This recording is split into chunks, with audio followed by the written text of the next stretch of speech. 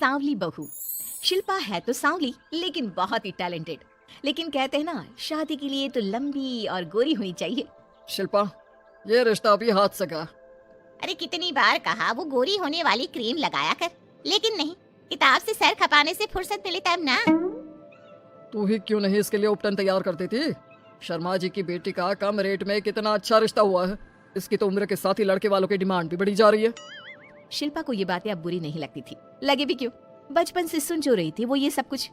उसके लिए ये तो मात्र एक कान से सुनना और दूसरे कान से निकाल देने वाली बात थी। फिर एक रोज, पापा पापा मेरी नौकरी लग गई है।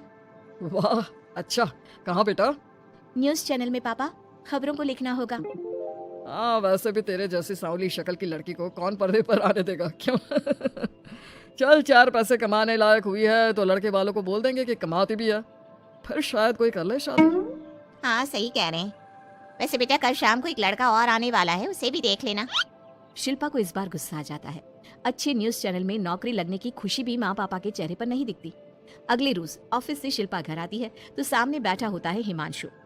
हिमांशु शिल्पा को देखता है तो पहली नजर में तो वो उससे पसंद नहीं आती, लेकिन फिर भी फॉर्मेलिटी तो करनी थी। ओके, तो क्या शौक है तुम्हारे और खाने में क्या क्या बना लेती हो? मुझे पढ़ने लिखने का शौक है, खाना बनाना नहीं आता, बिल्कुल भी नहीं आता। पर फिर भी क्योंकि ये रिवाज है कि बहू को खाना बनाना होता है तो थोड़ा बहुत बना लूंगी, लेकिन उतना ही वक्त किचन को दे पाऊंगी जितने में मेरा काम, मेरी नौकरी सफर ना हो। बाकी भूख तो तुमको भी लगती होगी, तो खाना बनाने की जिम्मेदारी दोनों की ही होगी, है ना? शिल्पा बोले जा रही थी। अब तक जिन लड़कियों से हिमांशु मिला था, शिल्पा उन सब से अलग थी। वो ऐसी ही तो लड़की चाहता था। शिल्पा से बात करने के बाद, ठीक है, फिर शादी 2 महीने बाद करेंगे। वो क्या है ना, खाना बनाना भी तो सीखना होगा ना। मुझे मंजूर है। शिल्पा को भी हिमांशु अच्छा लगने लगता है। दोनों की शादी हो जाती है, लेकिन शादी के बाद से ही हिमांशु का परिवार शिल्पा के रंग को लेकर कई बातें बनाता। क्या बात है हिमांशु, क्या कमी हो गई थी जो ऐसी काली सी बहू ले आया? काली तो नहीं है। हाँ, मेरी शिल्पा का रंग हल्का सांवला है। वैसे आप तो कृष्ण के भक्त हैं, जानती है ना, उनका रंग भी सांवला था। अब सांवले रंग के कृष्ण की पूजा, तो सांवली मेरी बीवी खराब कैसे? चैनल को लाइक, कमेंट, शेयर और सब्सक्राइब करना ना भूलें। बात तो सही भी थी। क्यों सांवला रंग खराब माना जाता है? शिल्पा पति का तर्क सुन रही थी। थोड़ी देर के बाद, क्या बात है, शब्दों का जादू आ गया। क्या तर्क दिया आपने सांवले रंग के समर्थन में? तो क्या तुम ही पत्रकार हो? अरे तुम्हारा पति भी कम नहीं है। शिल्पा रोज एक नई तरक्की छू रही थी। कभी विदेश दौरा तो कभी बड़े बड़े लोगों का इंटरव्यू। एक दिन, सुनो, आज का दिन बहुत खास है, मैं मुख्यमंत्री जी का इंटरव्यू लेने जा रही हूँ। अरे वाह, क्या बात है, सही है यार। तभी ससुर आ जाते हैं। बहू, थोड़ा मेकअप भी कर लेना, वरना काली काली फोटो सब जगह आएगी। अरे हम तो शर्म के मारे किसी को दिखाते भी नहीं कि ये हमारी बहू है। न जाने क्या कमी थी। अरे वो शारदा दीदी की बहू देखो, कैसे मक्खन की तरह गोरी है। और नताशा, वो तो ऐसे लगता है जैसे भगवान ने दिल खोल कर रंग दिया है उसको।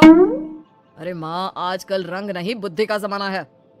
हाँ, तो वो दोनों कहाँ पागल है, अच्छा खासा घर देख रही है। शिल्पा को ससुर की बात पर गुस्सा तो आता है, लेकिन वो मूड खराब नहीं करना चाहती।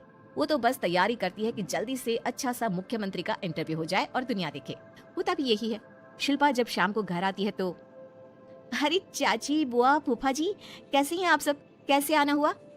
शिल्पा को आसपास के लोग भी देख रहे थे। वो भी जानती थी कि उसने जो इंटरव्यू किया वो कितना वायरल हो रहा है। अरे बहू, बड़ी लायक हो तुम।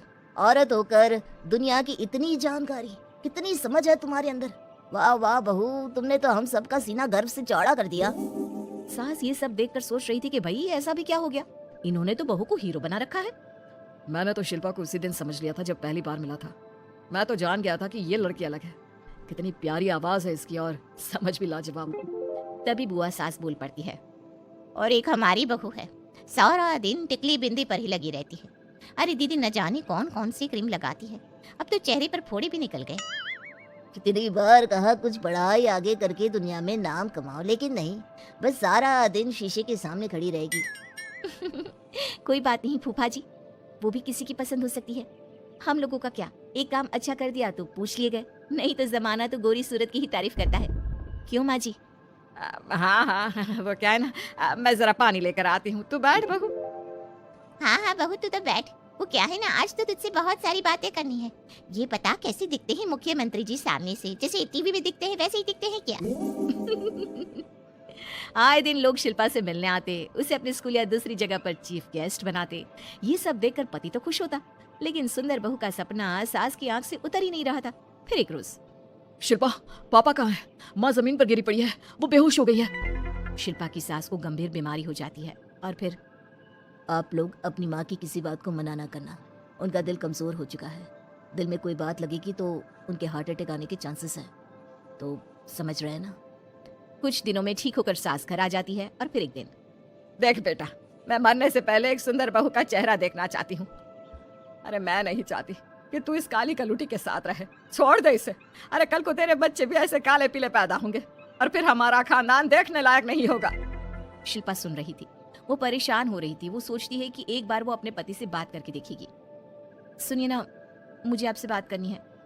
मुझे भी शिल्पा, मैं माँ के बिना नहीं रह पाऊंगा। तुम समझ रही हो ना? शिल्पा को दुख होता है, लेकिन वो क्या करती।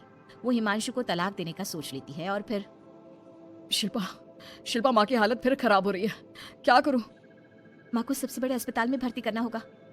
लेकिन वहां तो बेड के लिए बड़ी बड़ी सिफारिश करनी पड़ती है। हाय रे, मेरा मन आता है मैं मर ना जाऊं, मुझे बचा ले बहू। शिल्पा को हैरानी होती है कि वो करे तो क्या करे। पर माँ जी, मैं कैसे? बेटा, मुख्यमंत्री जी से बात कर ले। उनसे बड़ी सिफारिश किसकी हो सकती है? तू बोलेगी तो शायद तेरी सास की जिंदगी बच जाएगी। शिल्पा सिफारिश से सास को बड़े अस्पताल में भर्ती करवा देती है, जहाँ लंबे समय बाद सास ठीक होती है। लेकिन इस बीच एक दिन भी शिल्पा उन्हें देखने नहीं जाती। सास जब घर आती है तो एक सुंदर सी लड़की उनका स्वागत करती है। ये कौन है और शिल्पा कहाँ है? मुझे तो मेरी बहू ही चाहिए। माँ, कैसी बात कर रही हो? तुम्ही ने कहा था ना कि शिल्पा काली है और तुम्हें काली बहू नहीं चाहिए। ये रीना है, तुम्हारी बहू। नहीं नहीं, मुझे माफ कर दो। मुझे तो मेरी शिल्पा बहू ही चाहिए। उसी के कारण आज मेरी जान बची है। मैं नहीं समझ पाई कि सुंदर शक्ल से ज्यादा सुंदर दिल और आचरण होना चाहिए। लेकिन अब क्या, अब तो देर हो चुकी थी। हिमांशु भी जानता था कि आत्मसम्मान वाली शिल्पा अब उसकी जिंदगी में वापस नहीं आएगी। अब तो शिल्पा को वे लोग बड़े बड़े चैनल की स्क्रीन पर देखते और अफसोस करते। शिल्पा चाहती तो कभी तुम्हारे लिए सिफारिश नहीं करती। अब तो आसपास के लोग भी घर नहीं आते। लोगों को लगता है कि शिल्पा ने हम लोगों को छोड़ा क्योंकि हम उसके लायक नहीं थे। सही बोल रही है माँ, हम ही तो उसके लायक नहीं थे। शिल्पा जैसी समझदार, पढ़ी लिखी, दुनिया की समझ रखने वाली लड़की को मैंने छोड़ा, सिर्फ आपके कहने पर। अब ये गोरी लड़की आपकी बहू हो सकती है, लेकिन मेरी बीवी कभी नहीं। हिमांशु वहां से चला जाता है।